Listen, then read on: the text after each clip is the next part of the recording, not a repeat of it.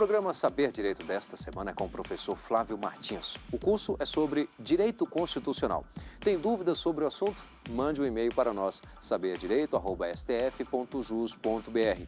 E você também pode estudar pela internet, www.tvjustiça.jus.br. Olá, meu querido amigo, olá, minha querida amiga. Seja bem-vindo a mais um programa Saber Direito. Eu me chamo Flávio Martins e sou professor de Direito Constitucional e Direito Processual Penal. Estou aqui na presença de você no programa de hoje, programa que faz parte de um grande tema chamado Teoria Geral da Constituição. Mas a aula de hoje tem dois temas importantes: elementos e conceitos de Constituição. Todos já ouviram falar da Constituição brasileira, mas, exatamente, quais são os elementos que dela fazem parte? Quais são os conceitos que nós podemos ter de Constituição? Esses são os dois temas do programa de hoje. Primeiramente, quais são os elementos das Constituições? Ou seja, quais são os elementos que integram a Constituição brasileira e os elementos que integram as constituições de maneira geral?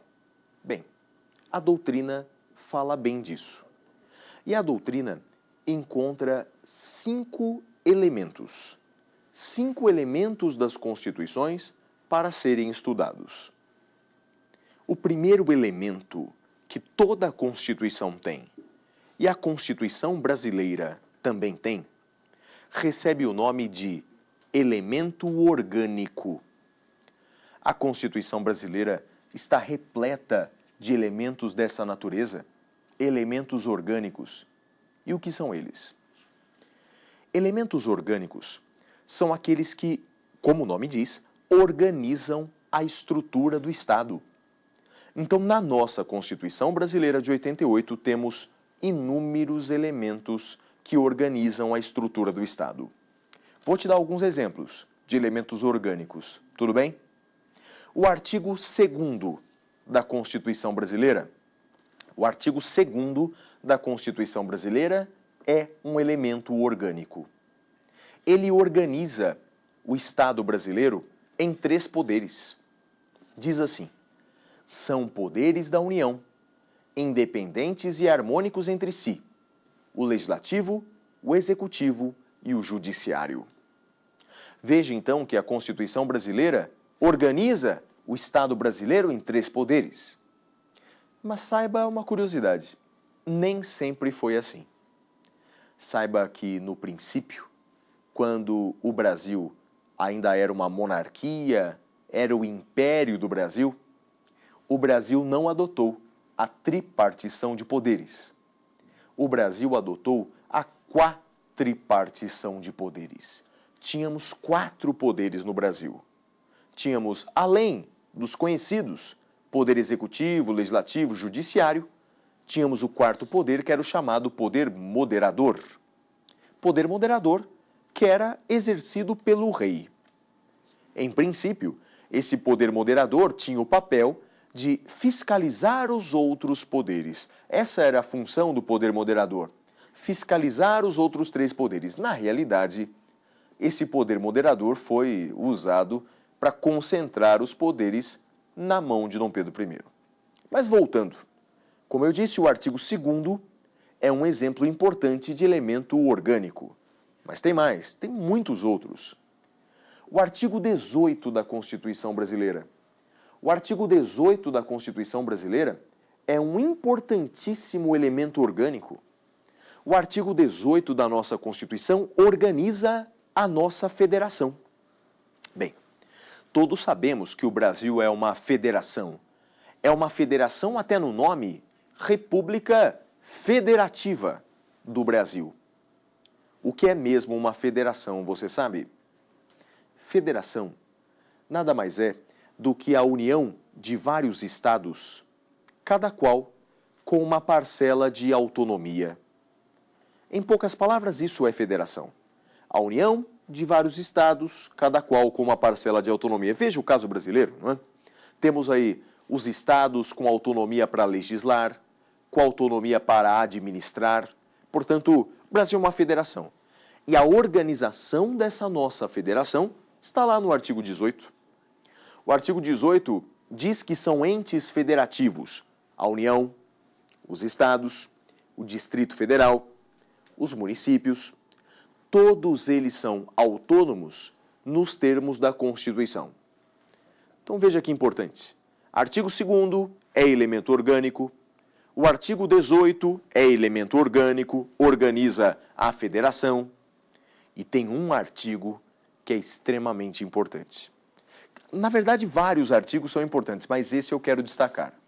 O artigo 92.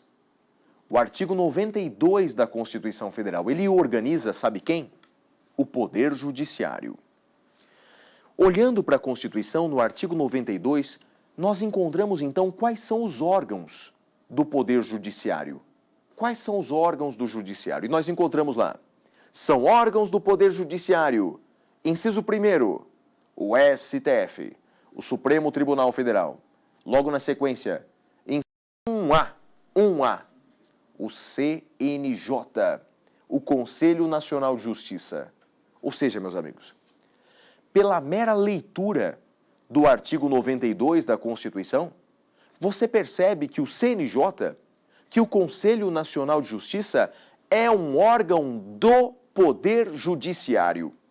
Portanto, nunca diga que o CNJ é um controle externo do Judiciário. Nunca diga isso. A própria Constituição diz que o CNJ é um órgão do Poder Judiciário. Esses são importantes exemplos de elementos orgânicos. Organizam a estrutura do Estado. Mas há outros elementos. Por exemplo, o segundo tipo de elemento que nós encontramos na Constituição são os elementos limitativos. Elementos limitativos. Temos na Constituição brasileira e temos nas constituições espalhadas aí pelo mundo afora. Elementos limitativos. O nome nos ajuda. Elementos limitativos são aqueles que limitam o exercício do poder do Estado, fixando direitos à população. Então, elementos limitativos limitam o poder do Estado, fixando direitos à população. Vou te dar um exemplo. Se nós olharmos o artigo 5º da Constituição Federal, esse é o mais importante exemplo de elemento limitativo. Não é o único. Não é só o artigo 5º da Constituição Federal que tem direitos fundamentais. Não é o único. Mas, no artigo 5º, nós temos dezenas e dezenas de direitos fundamentais. Pode escolher o inciso que você quiser.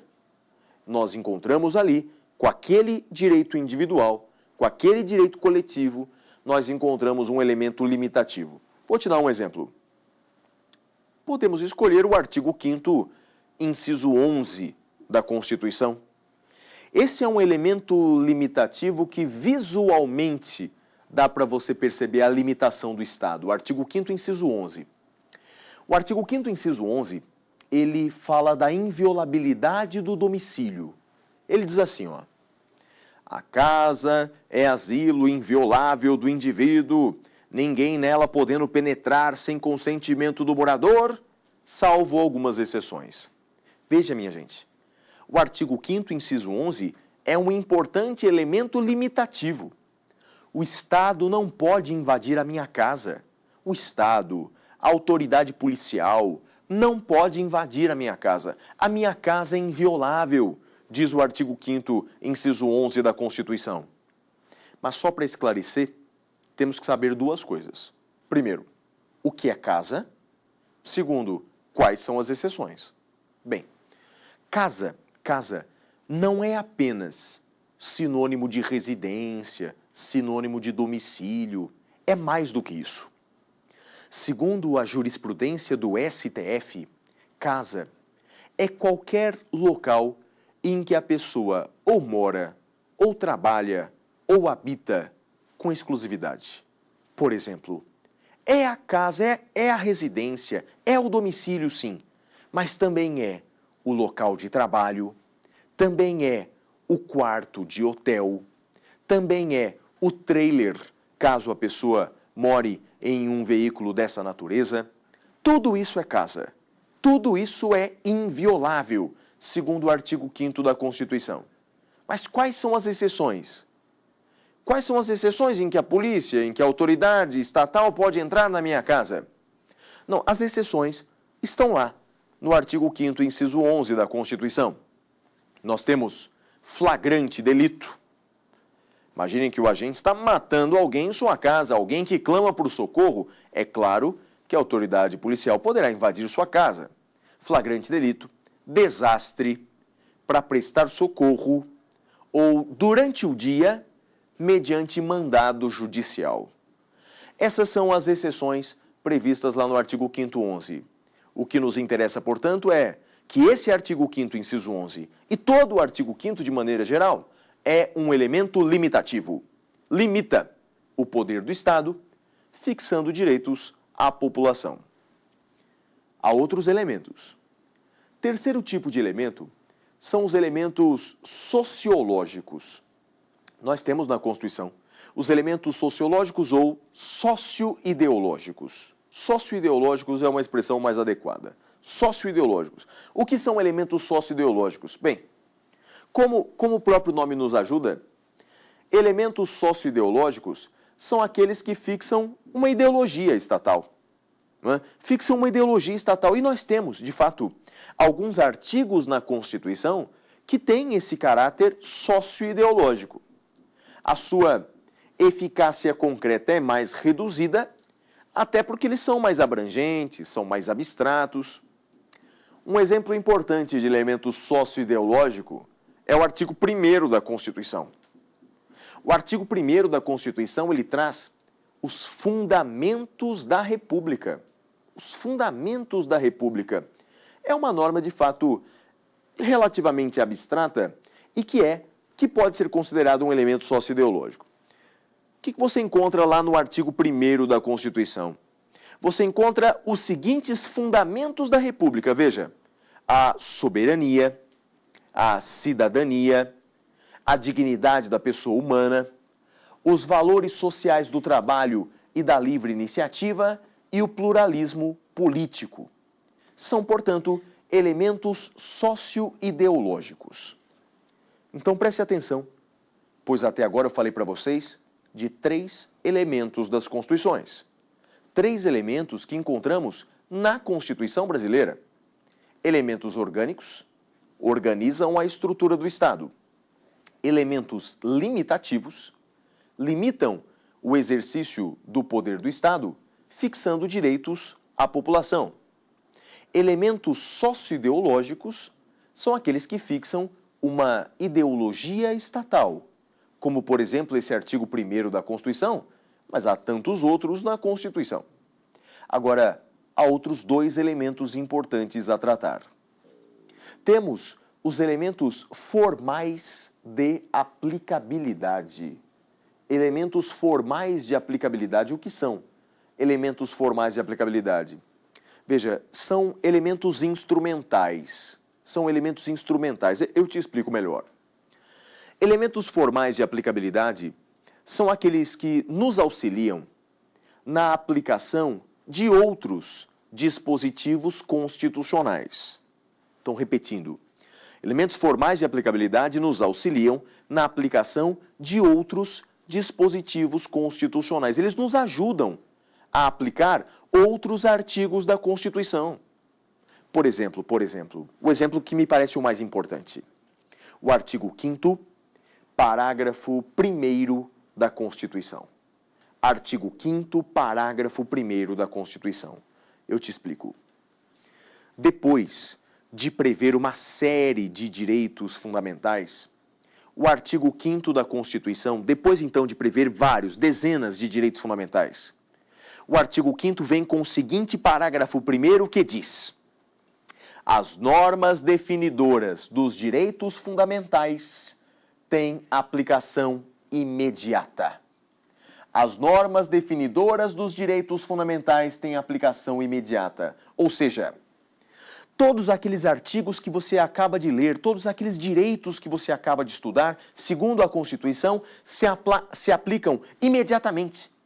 Não precisam de regulamentação, não precisam de norma regulamentadora, não precisam de complementação, se aplicam já, se aplicam imediatamente. Esse é o artigo 5º, parágrafo 1º da Constituição. Deixa eu te dar 2 exemplos práticos da importância desse artigo 5º, parágrafo 1º da Constituição. 2 efeitos práticos. Primeiro, efeito prático importante, o mandado de injunção. Nós não temos no Brasil uma lei que regulamenta o mandado de injunção. Mas segundo o STF, não tem problema. Não tem problema. Ou seja, aplicamos analogicamente a lei do mandado de segurança. Não tem problema a falta de complementação. Outro exemplo, o direito de resposta. Imagine que eu sou ofendido por alguém por meio de um veículo de imprensa. Hoje no Brasil nós não temos mais lei de imprensa. Então não existe mais o direito de resposta? O Supremo já disse várias vezes, é claro que existe. Porque esses direitos fundamentais não precisam de regulamentação. Meus amigos, veja a importância então desse artigo 5º, parágrafo 1º. Outro exemplo importante que a doutrina dá de elemento formal de aplicabilidade é o ADCT, o Ato das Disposições Constitucionais Transitórias, que começa logo após a parte permanente, logo após o artigo 250 da Constituição. Mas está faltando um último elemento. Está faltando falar dos elementos de estabilização constitucional. O que são elementos de estabilização constitucional? São aqueles elementos que, como o nome diz, buscam a estabilidade em caso de tumulto institucional. Então, buscam a estabilidade em caso de tumulto institucional. E vou te dar 3 exemplos. Primeiro exemplo de elemento de estabilização constitucional é a intervenção.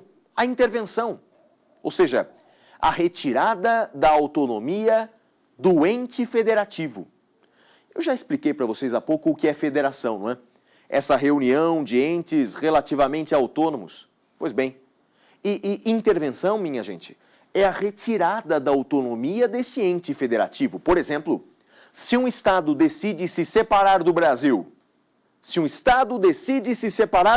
para se tornar independente, qual a consequência disso? Intervenção nele. Intervenção.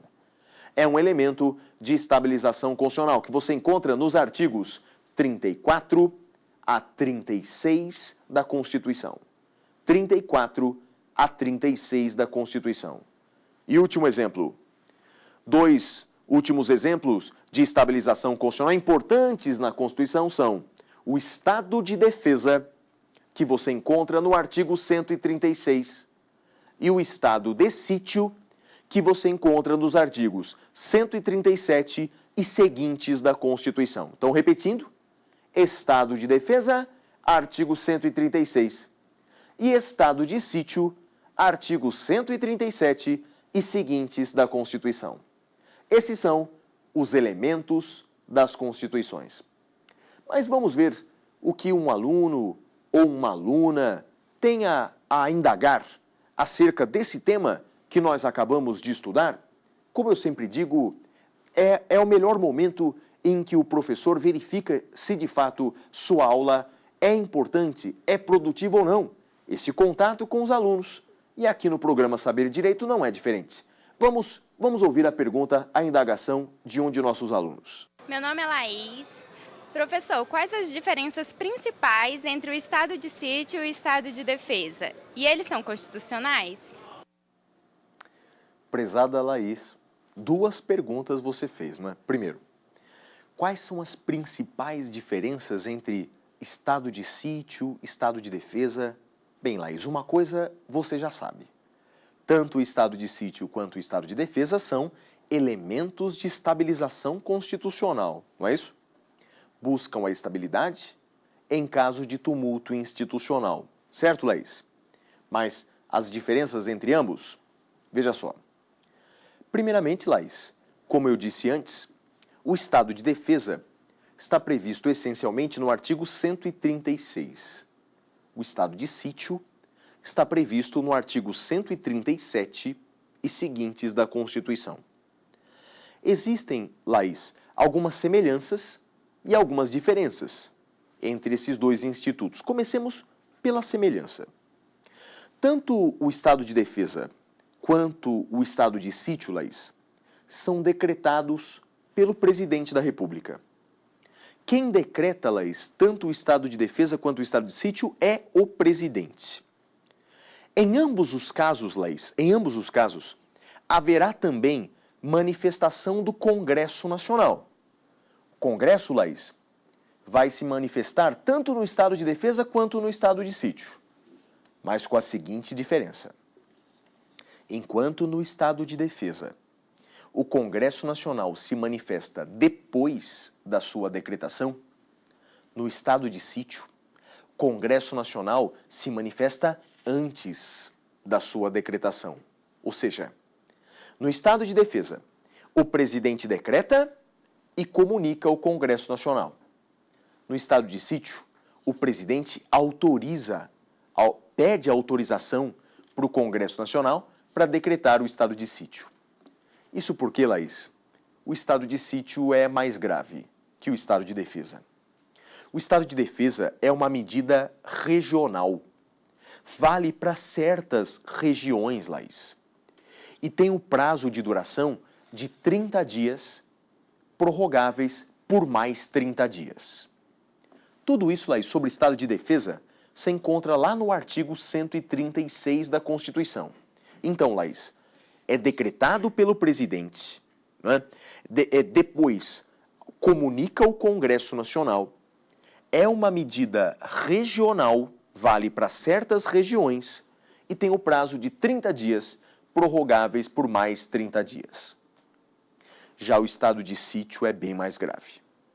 O estado de sítio, para você entender, é uma medida de âmbito nacional. Vale para todo o Brasil o estado de sítio. E ele vai ser decretado em alguns casos, que você encontra lá no artigo 137. Por exemplo, quando se mostrou ineficaz o estado de defesa. Imagine que antes o presidente decretou o estado de defesa, mas não conseguiu resolver aqueles graves problemas, pode decretar o estado de sítio. Ou então, os casos mais graves, certamente.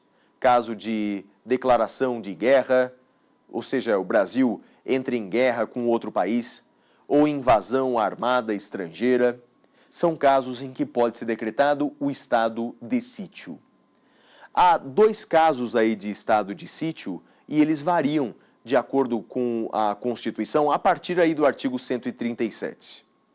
Numa primeira modalidade mais branda, ele dura 30 dias, prorrogáveis por mais 30, ou seja, prorrogáveis outras vezes pelo mesmo prazo, ou numa hipótese mais grave, que é o caso da guerra, da invasão armada estrangeira, aí nesse caso nós temos um prazo indeterminado. Enquanto durar a guerra, enquanto durar essa agressão estrangeira. Importante, Laís, então, é que você leia atentamente a Constituição, o artigo 136 em diante, e esperemos todos que essas hipóteses não aconteçam no Brasil num futuro próximo. Porque só serão colocadas em prática em caso de grave instabilidade institucional. Tudo bem? Mas, na nossa conversa de hoje, no nosso programa de hoje, não falaremos apenas, e não falaremos apenas, sobre elementos das Constituições. Há uma pergunta importante que todos se fazem, mas o que é Constituição? Como é que nós podemos conceituar Constituição?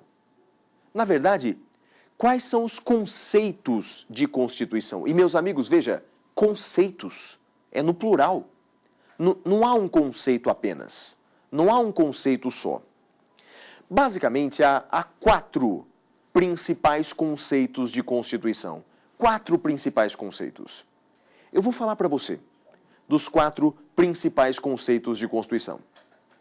O primeiro conceito de Constituição é o chamado conceito sociológico. Conceito sociológico de Constituição. Quem é responsável por esse conceito sociológico é Ferdinand Lassalle. Ferdinand Lassalle. Ferdinand Lassalle escreveu um livro chamado O que é Constituição? O que é Constituição? Nesse pequeno livro, que na verdade foi um discurso que Ferdinand Lassalle fez em uma universidade da Europa, que foi convertido em livro, Ferdinand Lassalle traz 3 frases importantes que você não pode esquecer. 3 frases importantes. A primeira frase é a seguinte: Constituição não é uma folha de papel. Ou seja, para ele, Ferdinand Lassalle, Constituição não é um documento. Constituição não é uma lei. Constituição não é uma folha de papel. Constituição é o que então, se não é um documento? Aí vem a frase mais importante de Ferdinand Lassalle. Para ele, Constituição é a soma dos fatores reais de poder que emanam da sociedade. Então, a soma dos fatores reais de poder. O que é isso? Para Ferdinand Lassalle, todo agrupamento humano tem as suas relações de poder. Sempre haverá essas relações de poder. Um grupo que se submete a outro, que se subordina a outro, portanto, sempre haverá essas relações de poder. E, basicamente, esse poder pode ser poder econômico, pode ser poder religioso, pode ser poder político, pode ser poder militar.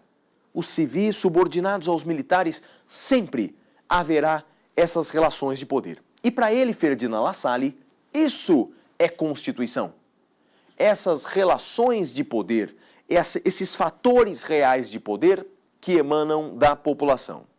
E uma última observação a saber. Se para ele Constituição é isso, significa então que todo Estado tem uma Constituição. Todo Estado tem uma Constituição, já que todo Estado tem essas relações de poder. Esse é o sentido sociológico de Ferdinand Lassalle. Mas há outros sentidos importantes também. O segundo sentido de Constituição é o sentido político de Constituição. Quem é responsável por esse sentido político de Constituição é o alemão Carl Schmitt. Carl Schmitt, responsável por esse sentido político. Para ele, Carl Schmitt, Constituição tem o seguinte significado. Guarde bem. Para Carl Schmitt, Constituição é uma decisão política fundamental. Essa é a frase. Constituição é uma decisão política fundamental. Ou seja, Constituição também não é uma lei. Constituição também não é um documento. Constituição é uma decisão política fundamental tomada pelo povo. E o povo vai decidir: seremos uma democracia ou não? Seremos uma monarquia ou seremos uma república? Seremos presidencialistas, seremos parlamentaristas ou escolheremos uma terceira via?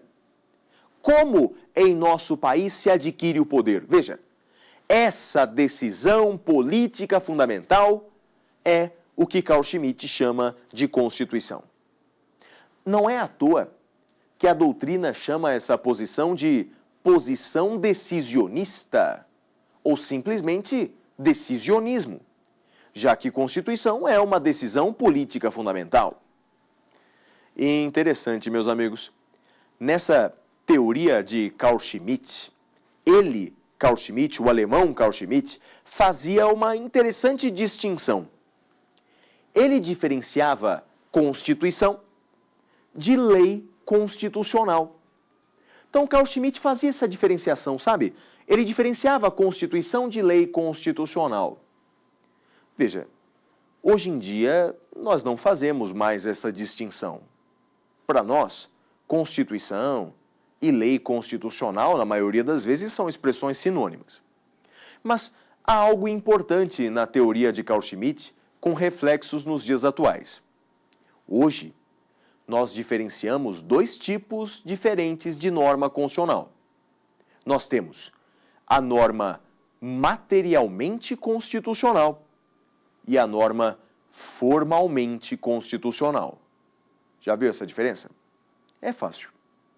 Norma materialmente constitucional é aquela que tem conteúdo constitucional, ou seja, é matéria constitucional, fala da estrutura do Estado, fala dos direitos e garantias. Portanto, norma materialmente constitucional, ela tem conteúdo de direito constitucional. Agora, norma formalmente constitucional é aquela que está na Constituição, mas não versa sobre direito constitucional. Vou te dar um exemplo bem curioso. No artigo 242, parágrafo 2º da Constituição, artigo 242, parágrafo 2º da Constituição. Sabe o que a Constituição brasileira traz?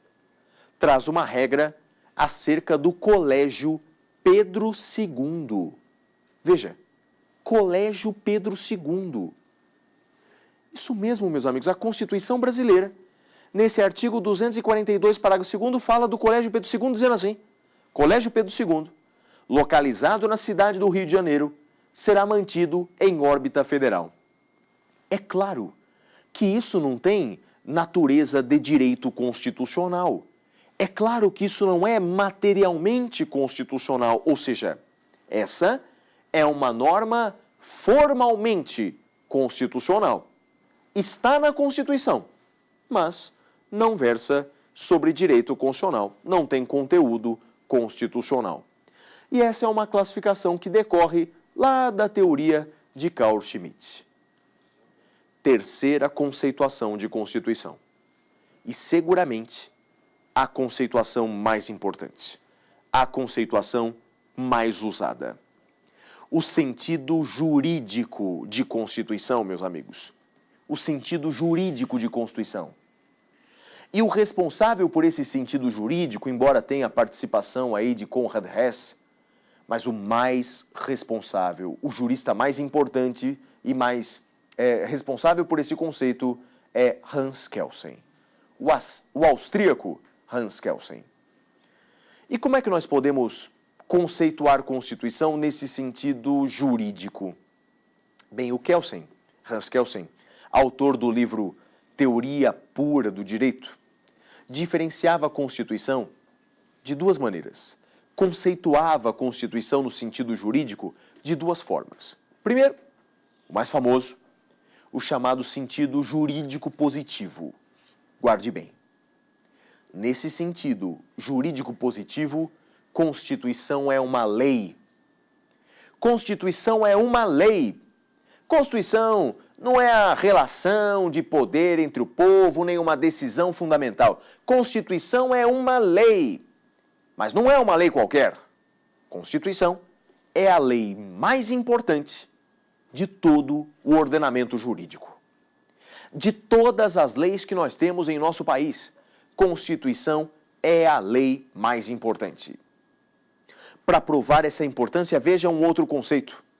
Constituição é uma decisão. Constituição, segundo Hans Kelsen, Constituição é o pressuposto de validade de todas as leis. Ou seja, para que uma lei seja válida, precisa ser compatível com a Constituição. Então veja só, acompanhe o seguinte raciocínio. Para Kelsen, nesse livro Teoria Pura do Direito, a Constituição, então, está no topo do ordenamento jurídico. O ordenamento jurídico é como uma pirâmide. É como uma pirâmide. E no topo dessa pirâmide, no alto dessa pirâmide, nós temos a Constituição. As leis devem, portanto, obediência a essa Constituição. As leis devem, portanto, tanto faz lei ordinária, lei complementar, até mesmo a medida provisória. As leis e atos normativos devem obediência à Constituição.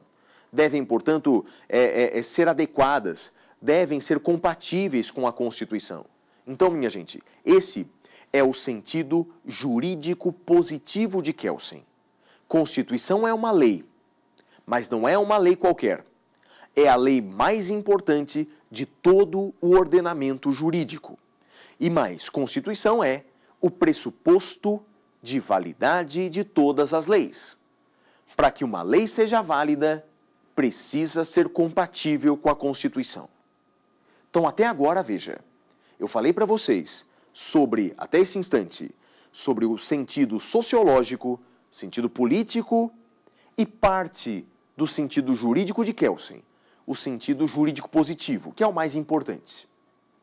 Mas vejamos se algum acadêmico, vejamos se algum aluno tem alguma indagação acerca desse tema. Respondida a indagação do aluno, chegaremos às conclusões finais. Vamos ver. Pode perguntar, meu amigo ou minha amiga. Olá, professor. O meu nome é Miguel Bates. Podemos dizer que a lei complementar é hierarquicamente superior à lei ordinária? Olá, meu amigo. A pergunta sua não é tão simples assim. A lei complementar é superior à lei ordinária? Bem, veja que eu acabei de explicar que a Constituição é a lei mais importante do ordenamento jurídico. A Constituição está no topo da pirâmide. É a lei mais importante. Mas e ali abaixo da Constituição? Existe uma hierarquia entre lei complementar e lei ordinária? Bem, para saber isso, você precisa saber um pouco mais sobre a teoria de Hans Kelsen que eu estava explicando. É que para Kelsen, a hierarquia das normas se justifica da seguinte maneira: a norma inferior obtém a sua validade na norma superior. Essa norma superior obtém sua validade na norma superior. E assim por diante.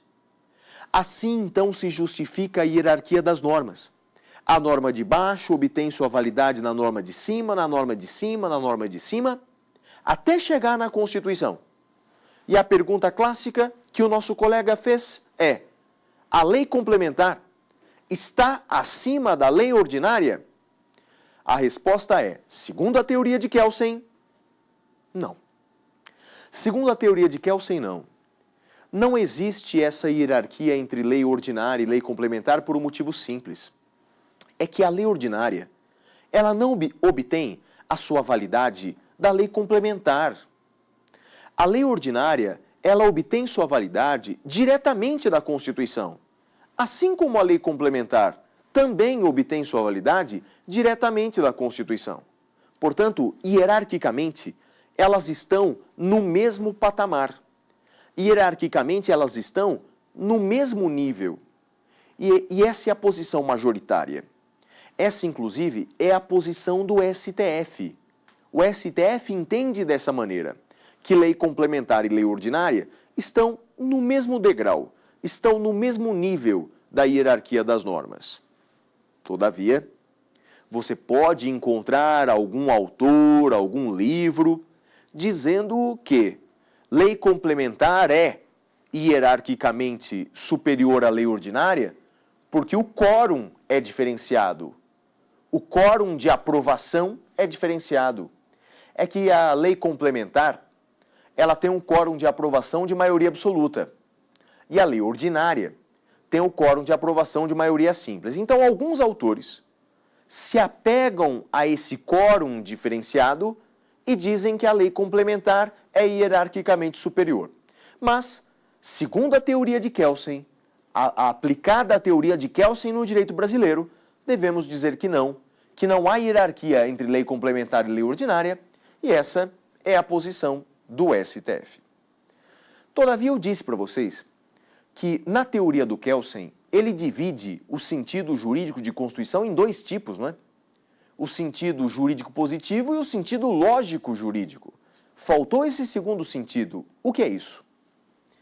É que Kelsen, meus amigos, entendendo que as leis são hierarquicamente colocadas e entendendo que a Constituição é a lei superior a todas as outras leis dentro de um país, precisava de um pressuposto de validade para a Constituição. Porque a pergunta é, e a Constituição obtém sua validade de onde? De onde a Constituição retira sua validade? Kelsen inventou essa teoria, o sentido lógico jurídico de Constituição. Para Kelsen, acima da Constituição, há uma norma não escrita,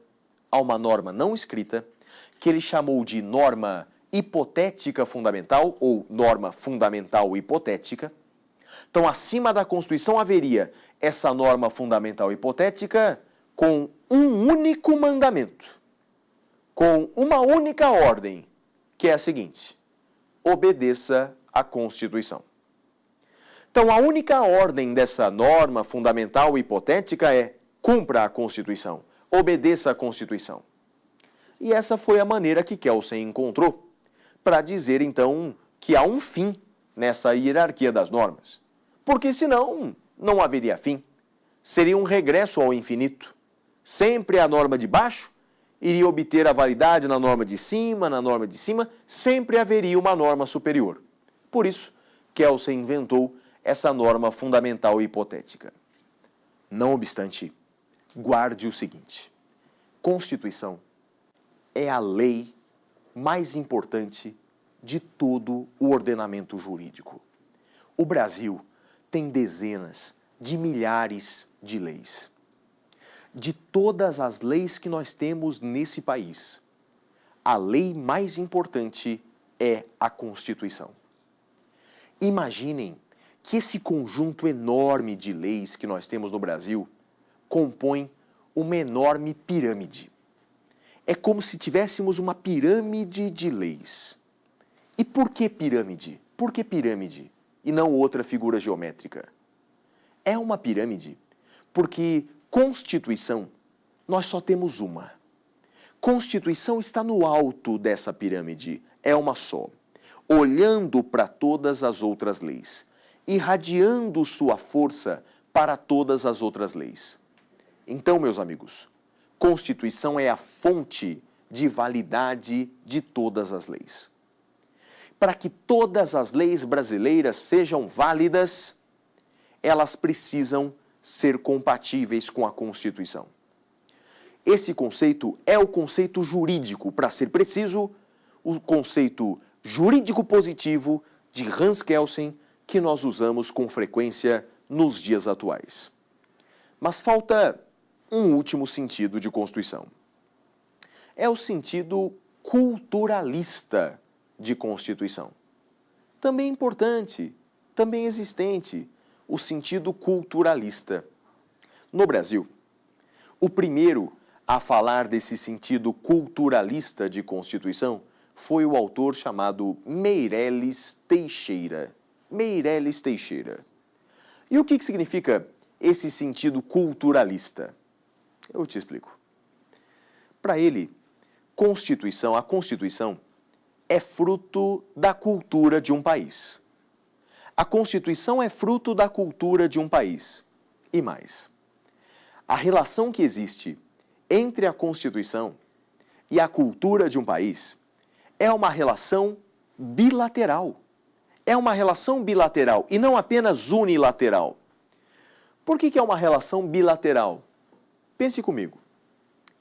Assim como a Constituição, ela nasce da cultura de um país, ela é fruto da cultura de um país.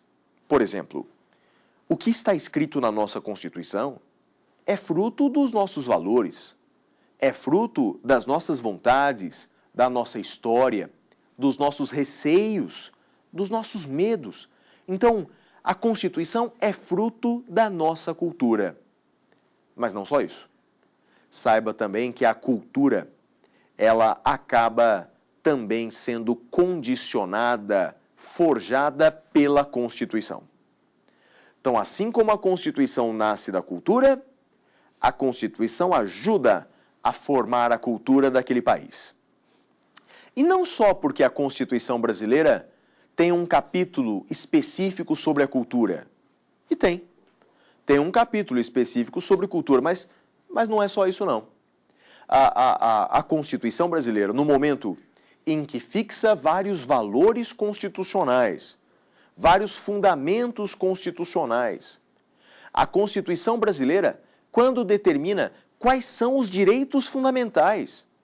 Nós temos na Constituição brasileira quais são os direitos fundamentais. Isso acaba norteando a cultura daquele país.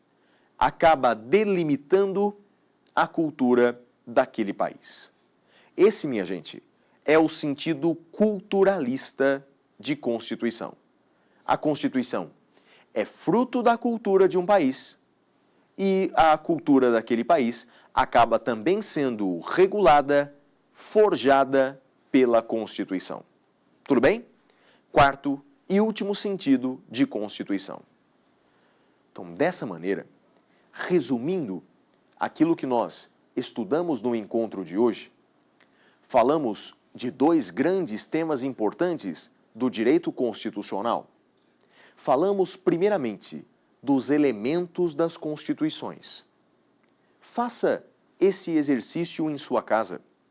Abra a Constituição Federal. Veja quais são os elementos que você consegue encontrar em nossa Constituição. Quais são os dispositivos constitucionais que você consegue identificar conforme a aula de hoje. Veja os tópicos centrais daquilo que estudamos. O primeiro tipo de elemento é o elemento orgânico. Organiza a estrutura do Estado. Organiza o Estado em 3 poderes. Organiza o Estado brasileiro em forma de federação. Organiza cada um dos 3 poderes, por exemplo, organiza o poder judiciário, organiza o poder executivo, organiza o poder legislativo, então, elementos orgânicos. Além dos elementos orgânicos, temos os elementos limitativos. Faça esse exercício. Tente encontrar na Constituição elementos limitativos.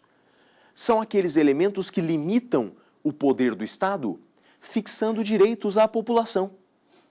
Eu dei um exemplo para vocês, a inviolabilidade do domicílio, mas você vai encontrar pelo menos uma centena de outros direitos fundamentais na Constituição. Então procure os elementos limitativos da Constituição. Elementos orgânicos, elementos limitativos, mas há outros elementos que você também encontra no texto constitucional. Você encontra no texto constitucional os elementos socioideológicos, aqueles que fixam uma ideologia estatal. Leia o artigo 1º da Constituição, extremamente importante, traz os fundamentos da República, as bases sobre as quais construiremos o nosso país, soberania, cidadania, dentre outros fundamentos. Temos também os elementos formais de aplicabilidade, aqueles que nos auxiliam na aplicação de outros artigos da Constituição.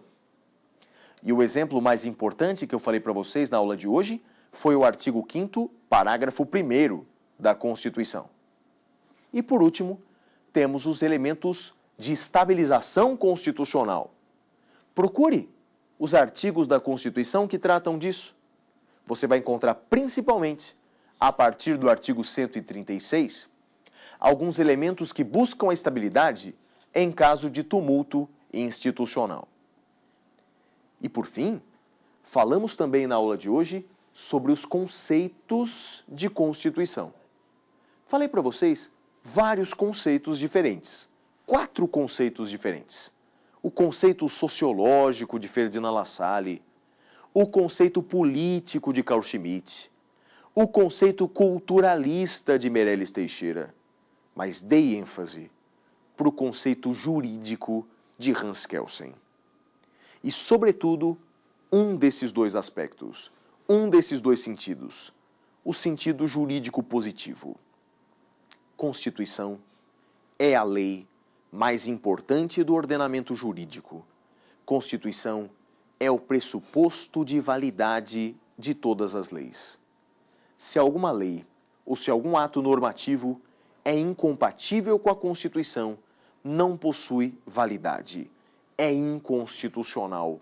E esse é seguramente o principal sentido de Constituição nos dias atuais. E esse foi o encontro de hoje sobre os elementos e os conceitos de Constituição. Espero vocês no próximo programa Saber Direito. Tchau, tchau. Tem dúvidas sobre o assunto? Mande um e-mail para nós, saberdireito@stf.jus.br. E você também pode estudar pela internet, www.tvjustiça.jus.br.